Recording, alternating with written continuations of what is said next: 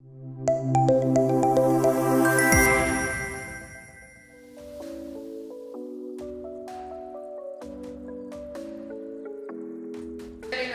it's time to begin our event, and we will begin this event with the lamp lighting. So for that, very first I would like to invite on stage Mr. Chandan, Anand, founder, CEO and group editor of ArdorComm Media Group. Everyone please put your hands together for him.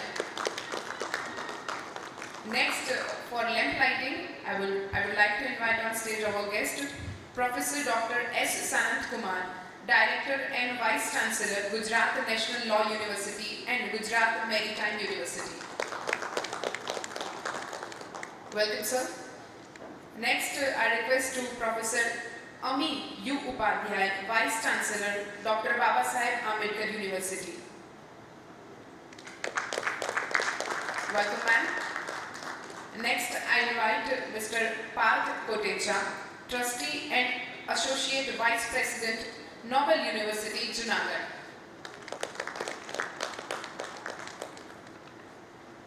I welcome all of you and I request all of you to come forward for the lamp lighting ceremony.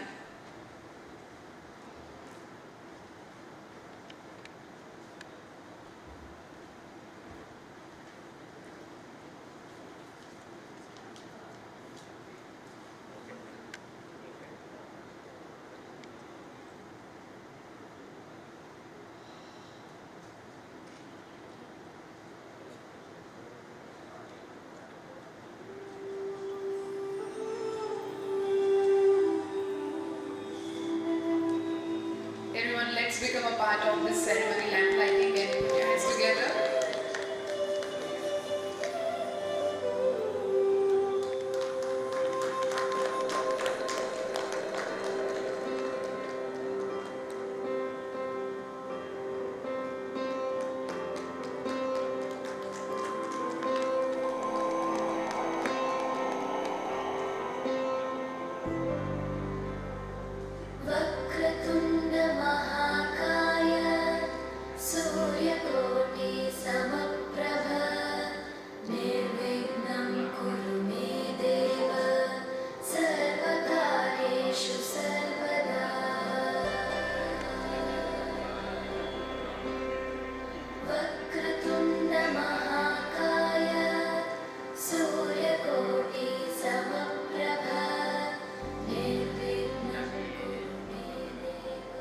Thank you so much. And now I request to Mr. Chandan to welcome all of you.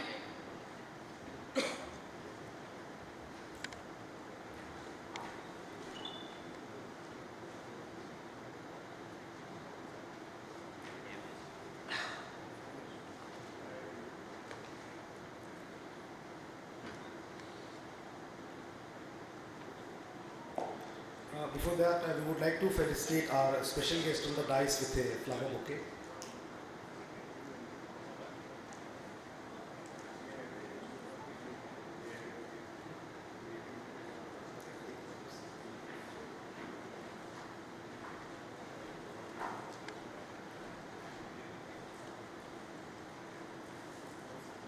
So Mr. Chandan will felicitate over here Professor Dr. Shri S. Shanthakumar, Director Vice-Chancellor, Gujarat National Law University and Gujarat Maritime University. I request to Mr. Chandan to felicitate Professor Upadhyay, Vice-Chancellor, Dr. Babasaheb Ambedkar Open University.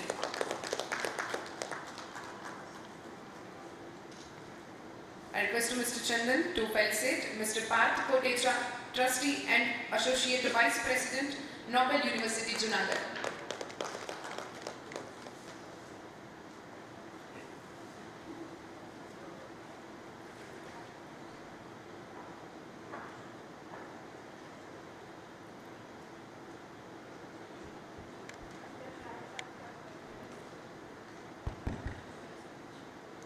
Suprabhat, Gujarat.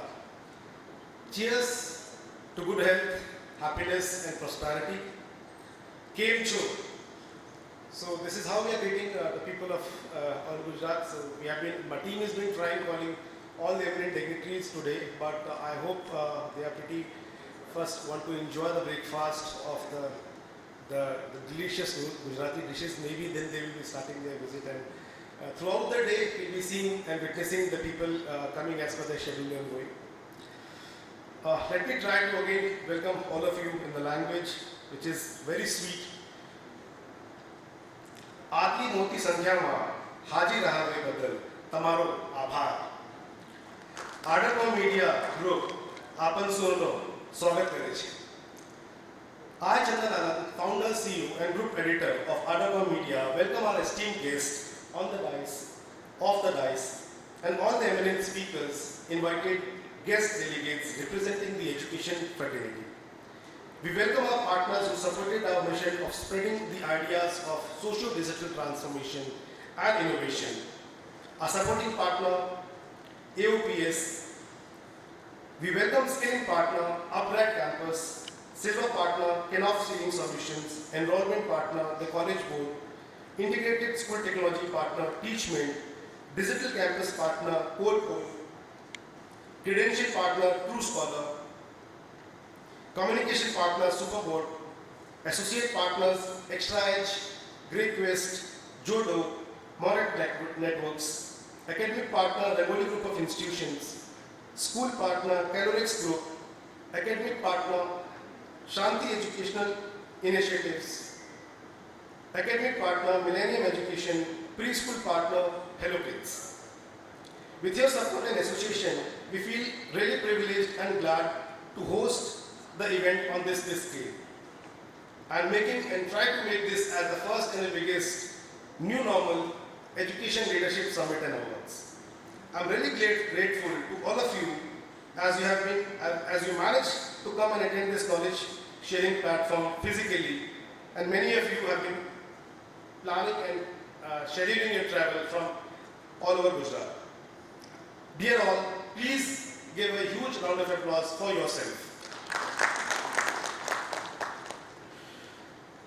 Today we all have gathered to witness New Normal Education Leadership Summit and Awards. This is a 2-day deliberation. Day 1 we focused on relevant topics on preschool and school education. On day 2 today we'll be featuring the deliberations and the topics which is related to higher education, technical education and skill education. We all will witness the prestigious award ceremony and the felicitation ceremony in evening. I just got a message from Anu Sharma ma'am that because of an important meeting which is happening in Gandhinagar, she might skip the inaugural session, but she will be seeing in the entire day's program at what time she can come and have her gracious presence over here for a keynote address. So before we start, let me invite your kind attention towards a small introduction of ArdorComm Media Group. ArdorComm Media Group is a growing media organization. We are enabling the communities of education, human resource, governance, media entertainment and art, healthcare and wellness to effectively advance their business and strategic interests by becoming their collaboration catalyst. Our passion is to co-create, co-learn and collaborate for innovation and socio-digital transformation. A short overview on how we started the media venture. When the overall industry was sailing across the VUCA phase of existence and survival, during the peak of second wave of COVID-19, where the companies were in a cost-cutting situations or shutting down their operations, loss of jobs and uncertainty could be witnessed by many of us.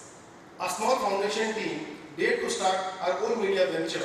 We got incorporated 1.5 years back as a media startup by the name of ArdorComm. Ardor means passion, zeal, Com stands for communication and community.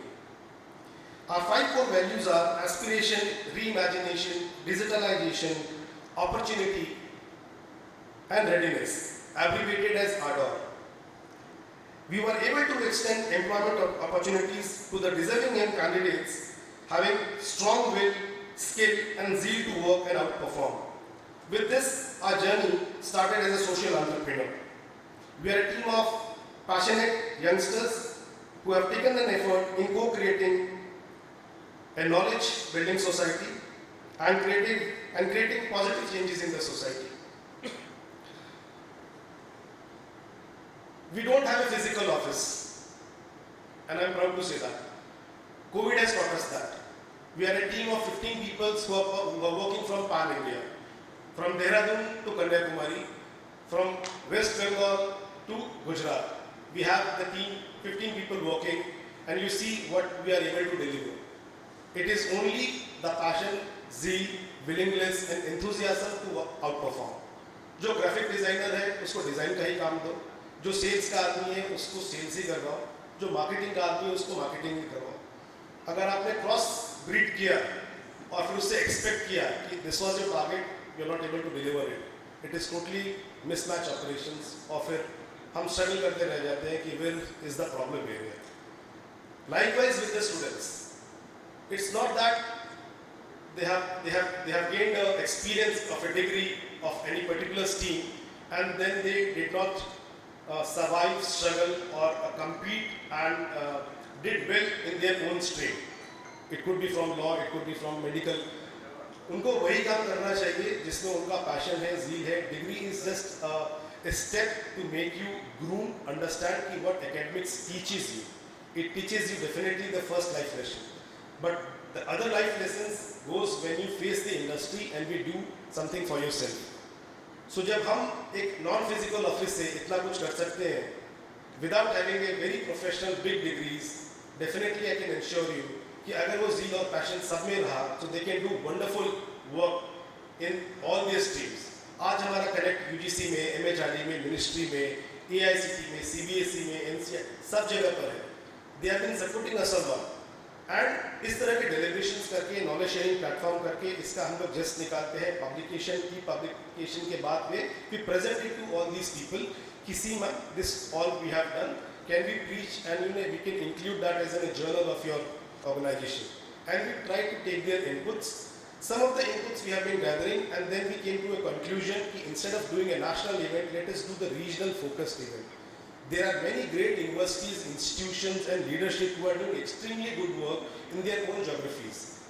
इसके वजह से we have been seeing that कि migration बहुत हद तक lower हुआ है. जो पहले गुजरात से लोग बॉम्बे, दिल्ली जाते थे, they are preferring their own town, own state for their higher education even. It's only because of that. We have certain examples of great institutions in our own geographies. And then instead of bringing them in other cities, why not to go in their cities and invite them in their cities and understand from each other कि आप क्या कर रहे हैं, हम क्या कर सकते हैं. It's just a knowledge sharing platform. So hence we took this effort and opportunity to let us go and have a very exclusive events and let us not mix the school education, higher education. सब लोगों का अभी domain अलग अलग है. अभी still the market has opened up. हम लोग बहुत कुछ एक्सपीरियंस कर रहे हैं. अभी एक लेवल पर हमें जाना है. एक फेज आया था जब हाइब्रिड लर्निंग और वो लर्निंग पे हम लोग काफ़ी कुछ इन्वेस्टमेंट कर रहे थे, but again the phase has come कि let us have a physical learning also and a digital learning also, तो it has to go hand in hand. So with this, that is how we are trying to bring a very positive change in the society, and we aim to become India's the leading and most desirable media voice by enriching communities with the ecosystem of knowledge sharing platform, informative content and news. Let us wish that the symposium will open the gateway of bringing back the hopes and positivity among the teachers, academicians, educators and the entire education community, who have been working really hard to ease the process of teaching, learning and assessment in this VUCA phase of volatility, uncertainty, complexity, ambiguity, and in a true sense, new normal. So, with this, I want to conclude my opening remarks by saying that मुबारक हो उन्हें सीढ़ियाँ जिन्हें छत पर जाना है, मुबारक हो उन्हें सीढ़ियाँ जिन्हें छत पर जाना है, और हमारी मंजिल तो आसमां है और रास्ता हमें खुद बनाना है. Thank you everybody for the invitation. May I invite Priya to kindly proceed with the welcome speech and the opening remarks of the eminent guests.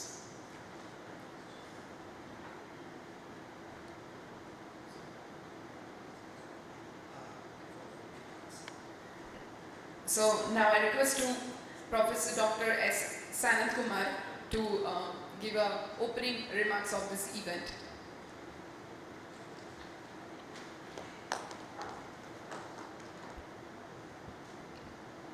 So distinguished colleagues on the dais,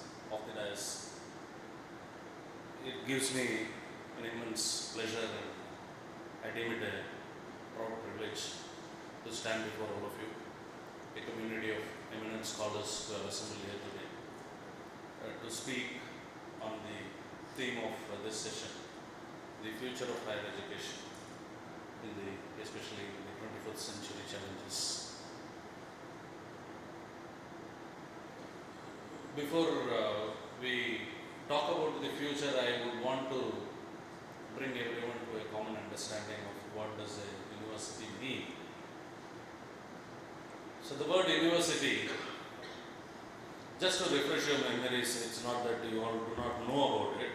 The word university is a word derived from a Latin expression, Latin word called universitas.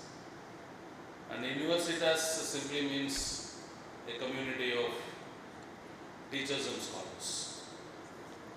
So a universitas is mentioned as a community of teachers and scholars. And this community of teachers and scholars, especially with the certificate from the university, had the greatest privilege, what we call it as the academic freedom. Freedom to think critically, freedom to express our ideas freely, and most important thing, which you all know, the freedom to travel. So those days, I'm talking about 1000 BC, 1000 BC. When the first university was there and then degrees were given, so that was used as a passport and visa for traveling. If you had a degree from the university, we had the privilege of traveling anywhere without any obstruction.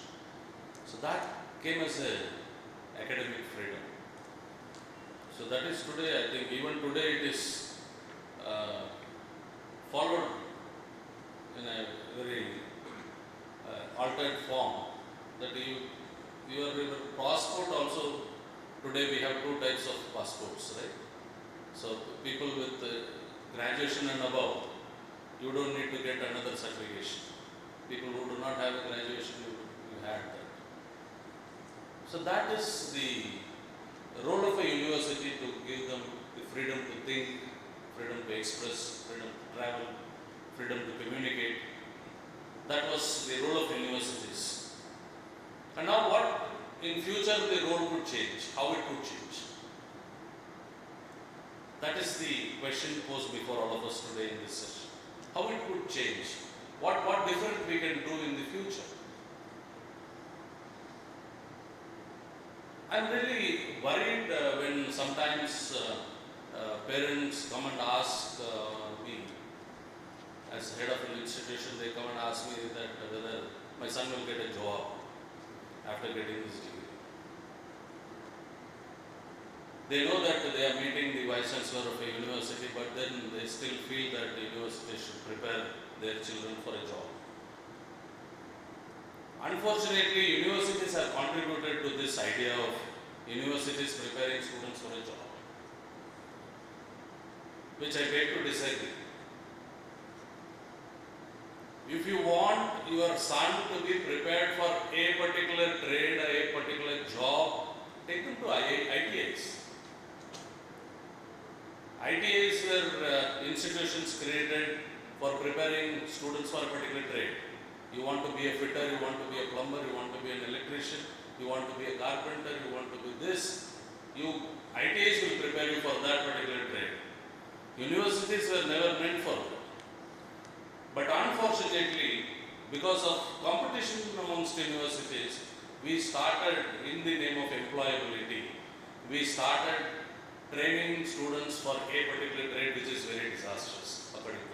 I may be wrong. This is not what universities are supposed to do. Universities are supposed to give them a universal knowledge, prepare human beings to face any kind of situation. You can't prepare students today for artificial intelligence. The person who had invented artificial intelligence had never studied artificial intelligence. Assume that today we are preparing students for making photo films. Now what will happen when the technology changes? Today Kodak is no more, Fujifilm is no more. So if we have prepared students only to prepare photo films for Kodak, what would have happened to their future when technology changes?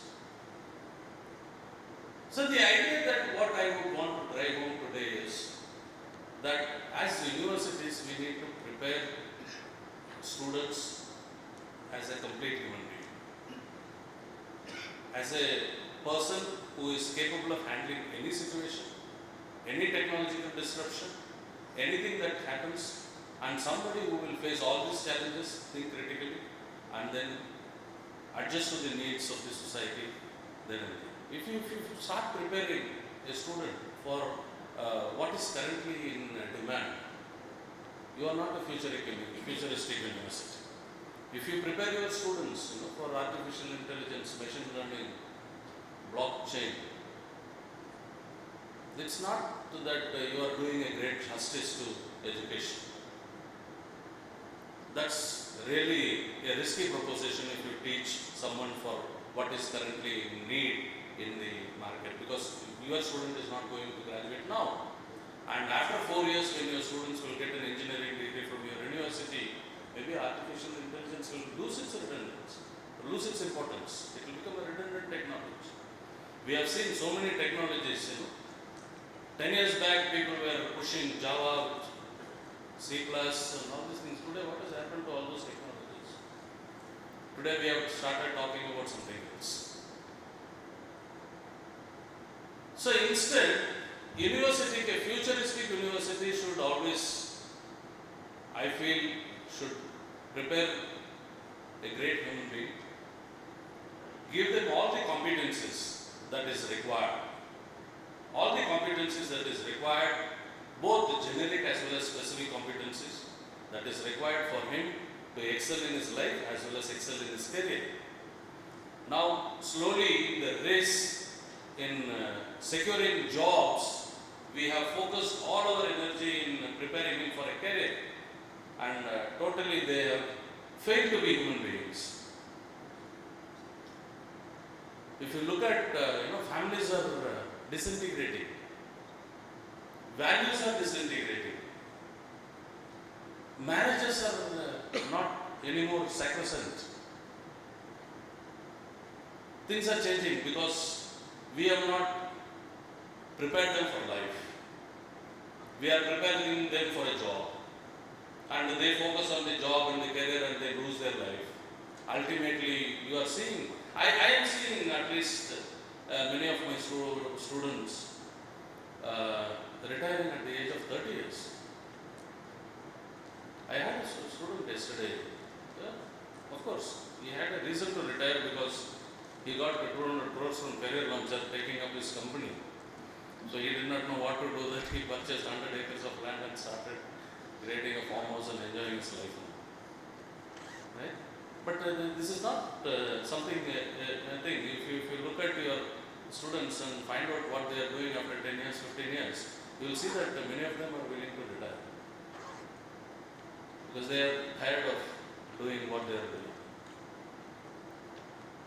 As I mentioned, when we talk about competencies, I fortunately had the opportunity of working on an Erasmus project as a team lead to draft the competencies for the Indian legal education. I come from the legal fraternity, so therefore I was leading the team for law education. 4 years back, when this project came from Erasmus Plus, we found that when we sat with so many universities, countries like Africa had a list of competencies prepared for their program. So before you start a program, before you launch a program, you know that what exactly you want to do with that program. What exactly are the competencies competencies that you are trying to give to your students who will be joining your program.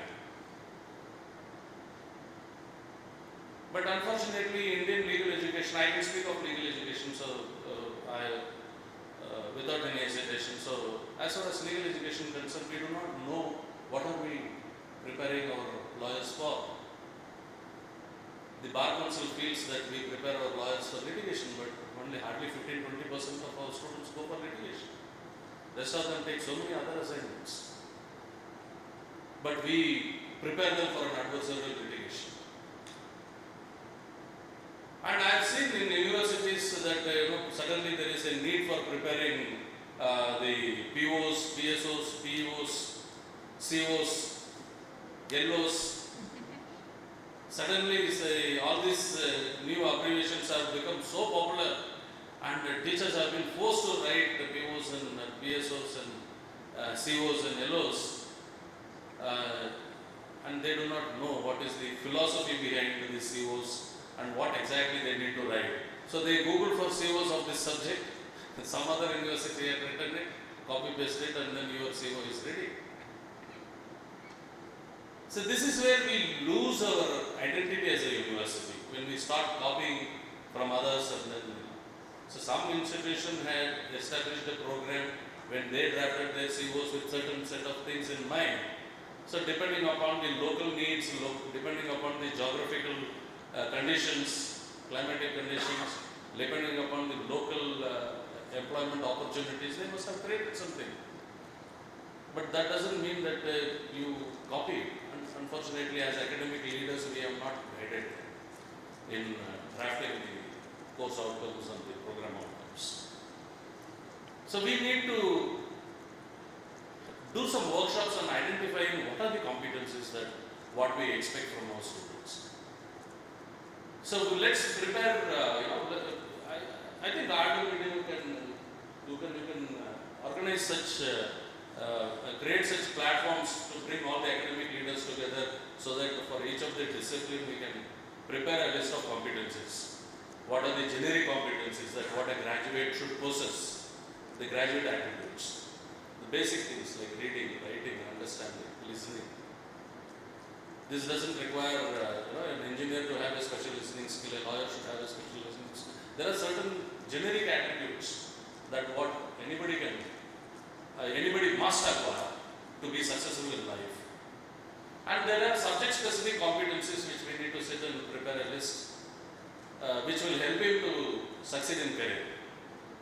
Then when we prepare the subject-specific competencies, then we need to identify what are the different career opportunities. Like for example, in my case, instead of preparing all the 100 students to become lawyers, I also need to prepare them that some of them would want to take judiciary examination and become judges, some of them would want to write civil services, some of them would want to go and work for a law firm, some of them would want to join a company as an in-house legal counsel. So I need to prepare them for all these things, and what all skills that is required for grooming him as a complete professional. So that whatever, today he is a lawyer, tomorrow he will join a company as an in-house counsel, later he will become a judge. Wherever he goes, all the skills that he acquires in a law school will definitely help him. So that is the need of the hour. Right now, in fact, universities were doing this. When we were students, I think we never had this. I think none of our parents would have gone and asked the university heads that what job you will get for my student. We never, none of my parents never even thought about it. They were only pushing me, but they never pushed the institution. Today the kind of pressure on the universities, especially private universities. Government universities, though, they will not ask. They come simply admit this. They are very happy that they got a seat. But in private universities, I know the conditions of Vice-Chancellors, how difficult it is to face all these stakeholders. It becomes extremely difficult now that when the expectation from the university is to get a job for a student. So this situation, I think, must change in future. That we need to prepare complete, well-rounded human being who will stay human all the time. I think that kind of values that we need to impart, and that is the kind of people that we need to create think that will be a great contribution if we can do in future. So with these few words, I wish to rest. Thank you so much.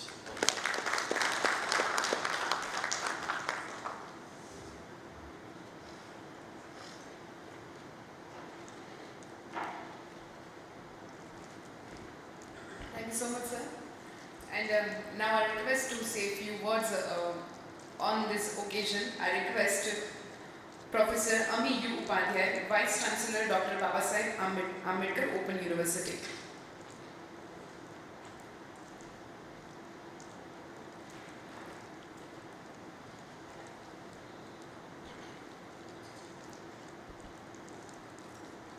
Honorable Vice-Chancellor, GNLU, Professor Shanthakumar, Dr. Parth ji from Noble University, Chandan, Anand ji, and academicians and academic leaders sitting here. It's really a matter of pleasure and privilege to speak about something which is very close to your heart. I've been asked to speak about reimagining education in the 21st century, and somewhere that word at workplace has been added to it. Somewhere imagination and reimagination are very close to my heart, those words are. And I'm happy to understand it, that reimagining education means someone has earlier imagined it. Otherwise, I thought always that education is always executed, never imagined. Because everything resulting out of imagination, they are always very beautiful. I doubt how many students, learners found education to be beautiful. I happened to study in a wonderful school. I don't know, people from Gujarat might be aware of. That's Dakshinamurti School, established by Babasaheb. And my mother worked with that institute for present 27 years. So at school as well as at home, we had a very different kind of system growing up. With all space, with all freedom, since childhood we were taking decisions and everything. So beautiful. We never heard the learning processes that we were suggested by meet people, read books, climb on the tree, jump in the river. Everything was included in education. So I think that was really beautiful imagination of education that Madam Montessori talked about. Then Babasaheb really tried very hard to execute it. Obviously, be it Vivekananda ji, be it Aurobindo, be it Ambedkar ji and Gandhi, obviously. When they talked about education, it was comparatively a very different perspective of education. Today, when we talk about education for Atmanirbhar Bharat, new normal, with a hand here fractured, I can understand what exactly do we mean by new normal or maybe Atmanirbhar. Because with this hand I am trying to be Atmanirbhar since more than a week. Education helps not only, as sir told, for employability. I very strongly second that opinion. That unfortunately now every university, educational institute, when they market for themselves, I don't know whether that word should be used or not. But when they market for themselves, the headline is 100% employability, where the education was never meant for it. Shiv Khera rightly says that we will not be able to prepare future for our kids, we have to prepare our kids for the future, because future is not decided. I do remember a few years back, I think EC was all in demand when we used to study. At that time in Gujarat, PTC and education, everybody will be getting job. Then mechanical engineer, it was mushrooming. One institute will have 10 classes of mechanical engineers, and when they came out, that was not on demand. Unfortunately, we thought that we were preparing future for the kids, and we failed to prepare our kids for the future. The child should be able to make his or her pace wherever he or she goes. I think education is all about that. When we talk about education for 21st century at workplace, that means now all the possible that education is out of four walls, and being an open university, I very strongly believe that education is never given and taken or imparted.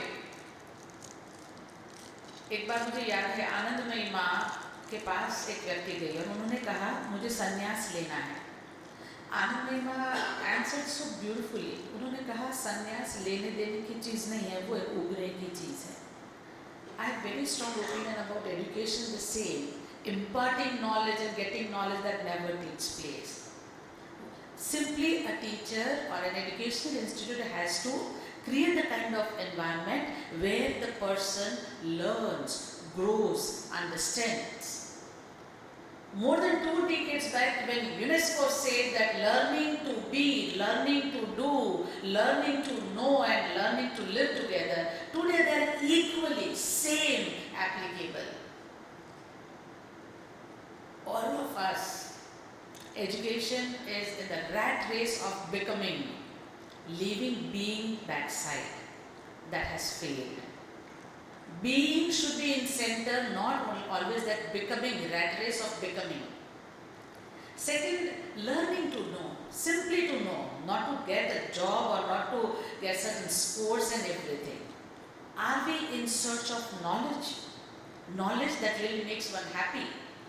I do remember that years back, intellectual question, EQ and IQ, and then IQ, then EQ, then SQ, emotional question, and people started learning social question and spiritual question. We used to discuss about GDP a lot, and now we have started talking about happiness index. Do we focus on happiness when we educate them, when the whole world is talking about happiness index? I think in 21st century, somewhere we will have to de-link education with employability. I don't know, we are more and more linking it. Somewhere we require that de-linking. And that's why when we talk about National Education Policy 2020 talks about multidisciplinary education. When I do remember, I was learning literature, language, I was a science student, but I never liked maths. I was passionate about dance, I was passionate about nature, I was passionate about reading. I left science and then I pursued my classical dance, literature, swimming, reading, NCC, everything. How many students have that particular space today? National Education Policy has made that possible. At our university, I am very happy to share that we are the first state university with A++ in NAT in Gujarat. After 28 years of establishment, we went for the first cycle and my team worked day and night. Really, when it goes to my team, they work day and night and A++. The thing is that we try to understand and execute education in a different way. Many a times in education, we focus more on the vertical growth, forgetting about the horizontal growth. Education should try to make understand inclusivity. Inclusive education that encourages inclusive society. At our university we established, Chandan Anand has asked me to talk about NEP 2020 also and our university also.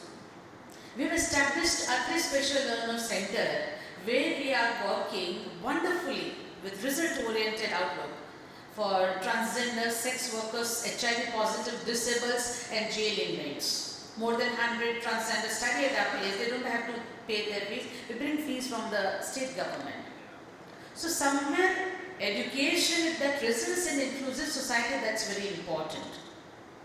We have established Gandhi Center for the Holistic Development of Women. It is so easy to speak that now women have all the scopes and opportunities, they are equal from the privileged place, but no, it is not. I have really wondered in the nook and corner of Gujarat as we are open university having more than 278 learner support centers across Gujarat. No, women are not. They are not given equal opportunities. They are not aware about their rights. They are not blessed with education as a weapon. And where we have been working a lot for the research for the women, encouraging more women to write, to work for the policies for women, whether they are beneficial to the women or not, whether they reaches to them or not. So somewhere inclusive education. NEP 2020 talks about multidisciplinary education. We keep on giving example of Vivekananda, who studied physics also, language also, at a time. possible for him. Why not for our student? At our university, a student of science can opt for Indian classical dance or Indian theatre as an elective. That's what we have created. Many a times, universities think कि बच्चा पढ़ते पढ़ते bore हो जाए तो उन्हें कुछ अच्छा दीजिए. मैं हमेशा कहती हूँ कि हम ऐसा क्यों सोचते हैं कि बच्चा पढ़ते पढ़ते बोर हो जाए, because we are convinced that education system that we have created is doomed to or destined to make it get bored by. I very strongly believe that 21st century education need to come out four walls, need to redefine itself. Till the time academicians, educationists, they will not reimagine education, it will neither be redefined or re-executed in a different form and shape. Let us hope. My daughter studies at Delhi Miranda House, and when she discusses about education, when she discusses education across the globe, both of us, we need to see something beyond. Until the time we do not do it, the students will be, rather than learners, they will be sufferers. It was a really great opportunity to talk about something very close to my heart. Chandanji, thank you very much. And I would say that as ArdorComm is working about something very passionate communication, I would really suggest let there be more such conferences, more communication where national education policy execution is discussed, because the draft is very beautiful, but till the time things are simply on black and white page, it is not there executed, implemented well, it would not yield the results. Thank you very much. It was really great pleasure to address. Thank you.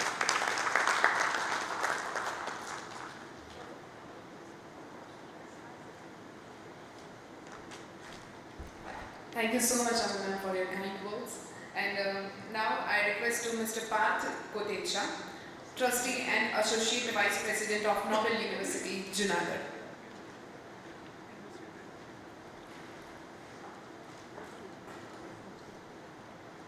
A very good morning to all the dignitaries on the dais, galaxy of intellectuals, those who have been present today. I am heartily thankful to Ardor Group for inviting me and specially organizing and seminars where we could discuss about the better future of our education. In a funny note, I have always been saying that two things need to be changed in an education system. First is education and second is system. Both the dignitaries spoke very rightly. We don't drive even a car with the technology that used to be there 10 years ago. We don't even use the cell phone which was there with the technology which is 10 years ago. Why we are continuing with the same kind of education system which is going thousands years ago, and we are continuing the same system and we want our children to adopt them. I always, being in front of the students, being in front of the youngsters, I communicate them with each and every day. Because along with an associate vice president of the university, I am also a motivational speaker where I go to students, to faculty members, to meet them, to discuss them, to have ideas what is going through their mind. And I have came to know that this upcoming generation, I always say that earlier we used to see our movies with their VCR series, the black series which used to come in the VCR. Then we got the compact disc, the series, then we got the pen drives, and now the entire movie you can see in our cell phones. So if our chip is getting upgraded, so this new generation is also, and the students and the youngsters of an upgraded version with their upgraded chip. You just cannot go in the classroom and vomit out what you have just read it a day before. And we want the students to ask the question not just why, but they should ask the question why not. Sir pointed out very rightly that parents have a lot of expectations. And sometimes what happens that during those days, parents don't used to ask their teachers. But the thing that has changed that now, it's hardly very difficult to find those teachers which used to be there earlier before 10, 15 years or 20 years back. For whom their designation does not used to matter, but even after many years of the graduation of school, students used to remember those teachers because they have played an important role in their life. They have taught them something outside the syllabus, outside the books. They have spent their time with the students where they could discuss anything under the sun. Even those kind of communications now we don't see between teachers and students. To gain respect for your, I always tell to my faculty members also, that 4 years or 5 years that students are spending with you, that's compulsory because they have chose this particular institution, this particular stream. But after that graduation, when they are in their regular life, any good thing happens in their life, if they don't remember you, then make sure that during those 4 years it was compulsory for them to accept you. That was the only thing they used to respect you. A 4 years or 5 years students giving their institutions to a particular teacher, why can't you play a role that he or she remembers you throughout their life? Why can't we do that? Luckily, I got chance to train and groom myself from those teachers. I am the student of Rajkumar College, Rajkot, which is an all Indian public school known as RKC. Those teachers have helped me in my life, and I have seen those dedications that even today, whenever I see them, the first thing that I do is I go and I touch their feet. Their feeling of doing this, it's not because they are my teachers, but because the respect that I got for them. Somewhere today, those respects we are not able to bring for the students. This is the fact. We want them, even the students coming out with the assignments which is being written from the seniors at last night before the submitting, and we all know this and we are accepting it. And we want to make a huge change. I used to tell to my students that during the time of COVID, we all started saying that we don't want to use any single thing of China. But by saying you cannot change the things. You and I don't know that what are the things required at our home during the Lakshmi Puja in Diwali. But ask any of the person who is sitting in China, they know what the things to be created, how they have to make those diyas and keep in our market, and we are taking it very easily. This is what we need to teach to our students, that the research and innovations that they need to do. Even Samsung India has more patents than IITs. We need to really think about that. We need to start from the scratch, that when they come in for the admissions, I always tell to the parents that leave them alone. You are having in files of documents and you are moving from here and there. How you are expecting them to become an engineer or a doctor or an entrepreneur? Leave them alone. Allow them to be hungry for the 2 days. On the third day, they will earn their own roti by their hard work. But what happens is that we are also deciding the color of their bedrooms by the parents. When parents will stop doing this, the students come out with more and more innovative, or at least for the results. And the time of a college, what is happening then in the school, students are being kept in a disciplined manner, but once they come into the college life, at least they feel that, okay, now everything is about freedom. Actually, this is the time where they are being taken care of very carefully. Whatever the field they choose, that's going to be there throughout their life. A mechanical engineer, a civil engineer, or an MBA, or an MBBS, whatever the field they choose, is going to connect with them throughout their life. And sometimes what happens, men said very rightly that you need to understand about each and every student. Every student has their different capability, but we need to understand, we need to know each and every one of them. I share a very beautiful incident which I heard in my school. Once a teacher enters a classroom and a student sitting on the first bench, those seat was for the student who was very favorite to the teacher. And favorite has a very different definitions. The one who also take registers to the staff who mark the favorite students also. The one who is very close to the teachers are the favorite student. Favorite student has many different definitions. So the teacher gave a tight slap to that student. A young boy decided that from today I'll quit the education. I don't want to study anymore. I'll help my father, a very poor family from where he was coming. At the end of the class, a teacher realized that I made a mistake. Whatever the reason maybe, I should not use my hand without knowing the reason. A teacher gave a tight hug to a student. Tears went out from both of their eyes. And that's why I also tell to my teachers also that the respect we all are getting, sometimes it happens that we judge a student or we judge the parents by the behavior of the student. During their college times or during their classes, we need to understand that the respect, if someone is saying a sir or madam, it's only because we are in this beautiful profession of education. We need to respect this.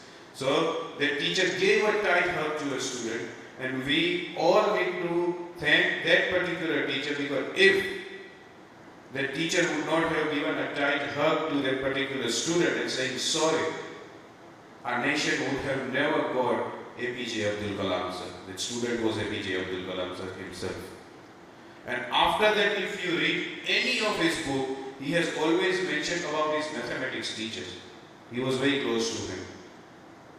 So that's why I always tell to the teachers that you need to understand that each and every student is your own child. One simple story I would like to share with all of you, and I wish that probably when Monday morning we all go to our institutions, organization, and we meet to the students, we meet them in the same way. There was a college in the first year, a teacher called Mrs. Thompson. When she enters inside the classroom and she says that, "Good morning everyone, love you all." And she was lying because one particular student called Teddy, he was left out in each and every activity which is taking place in the classroom. He was not at all interested in any of the work that is going through the classroom. After the 6 months, when she gave a progress report to a headmaster, to a head of department, and she told that, "Sir, I don't have any progress to show about this particular child." And the head of department told that, traced out the old reports of this child and gave to Mrs. Thompson. And it is been says that when he was there during his board exams, he used to score, he was the first student who scored highest number of marks, and he stood first in the entire school. But he was not having his father, and mother was suffering from a cancer. We need to take care of this child, otherwise we will lose this child. The note that was being written in his progress report. Mrs. Thompson came home and started crying like anything. That being a teacher, why I could not find out this. Next day morning, probably it was Monday morning, she went to the college, to the classroom, and told that, "Love you all."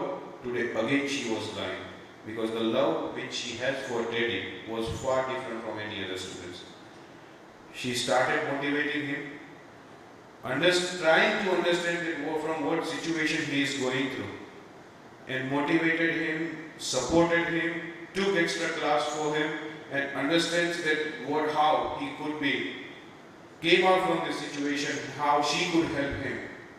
By the end of the semester, when students going to next semester and she was not going to take their classes anymore, a gift in an old newspaper, which was wrapped in an old newspaper. Mrs. Thompson, when she opened it, there was a bracelet from which few stones were already fallen, and half-used perfume bottle. Mrs. Thompson wore that bracelet, spread that perfume on her, and with a quarter smile, Teddy told that, "Ma'am, now you are smelling like my mother." This was the perfume which she used before she left me. Every year, even the college went on, every year she used to get a letter that, "Ma'am, I have seen many teachers in my life, but you are the best. Ma'am, I have seen many teachers in my life, but you are the best." Finally, one day, Mrs. Thompson got a letter of Dr. Theodore. So Teddy has gone on to become a PhD. An invitation card was there of his marriage and told that, ma'am, I could not imagine that my marriage ceremony would happen without your presence. When she reached at the church, in the front row, a seat with a club card and a written mother was being offered to her. After this ceremony, when Teddy introduced his newly wedded wife to Mrs. Thompson, that without her, I would have not been what I am today. But the answer which Mrs. Thompson gave, this is for all of us. It doesn't matter how, ma'am told very rightly that market our institutions, or how professional we are, or how practical we are. We should always understand that a teacher should always be emotional. Then only you will be able to understand your child, you will be understand your students, and you will make difference in their life. Mrs. Thompson told that he was the one who allowed me to understand that a teacher first should become a mother for their children. Then only you will be able to nurture them, then only you will be able to make differences in their life. Earlier, before 15 years or 20 years, it used to say, in our Gujarati also we used to say that school ek pade to ghare be pade. But those teachers has those rights because they used to take care of their children like they are their own children. That's why they used to have their right. I always tell to the teachers that during the exams of universities, students get very good marks. But they don't get marks in an internal because somewhere you don't like that particular student. Make sure that you have to remember the Almighty when you pick up your pen and you are giving the mark. Everything is going to come back. So I always tell to each and every person, those who are connected with an education, that we need to work from the scratch. Because what happening is that this generation has lot of potentials. Lot of potentials, but the space which they require, we need to give them. We can't say them that during our time we used to do this, we have studied like this, we have done like this. Allow them and accept them the way they are. And I have seen the changes that those youngsters, when those students, when you be like them and you be in front of them, they'll listen to you, they'll understand, and major changes can be made. We need to ask them that don't just be the sleeping giant of Asia that India is being known as. We are not coming out with inventions, we are not coming out with research and all those things. Being a population of 1.2 billion, only 70% of inventions of world brain that we are using, we are not coming out with more ideas. Allow them to ask the questions. Why can't they keep on asking the questions? I always tell them. And I gave them an example with spirituality. I always tell them that if Gita would have only be about Sri Krishna, it would have completed in one page. Arjun has continuously asked the question. He knows that who is standing in front of him. Then also he has asked the question. Magar samarpan hokar puche hai. Allow these students to ask the question unless and until they get satisfied. And be prepared to answer their questions. Don't just get tired or tell them that now you see the notes or studies and I have given the materials. Keep on answering. Allow them to answer their questions. Once again, I am very much thankful to Chandan Anand for inviting me, Ador Group for organizing this such a beautiful seminars and allow to meet all this galaxy of intellectuals today. It's a pleasure for me to be here. When we all are together for the education and better future of our education, let's keep our fingers crossed and remember the words that was being told by Rabindranath Tagore, sir, that where the mind is without fear and head is held high, oh Father, let my country awake. Thank you very much and have a nice day.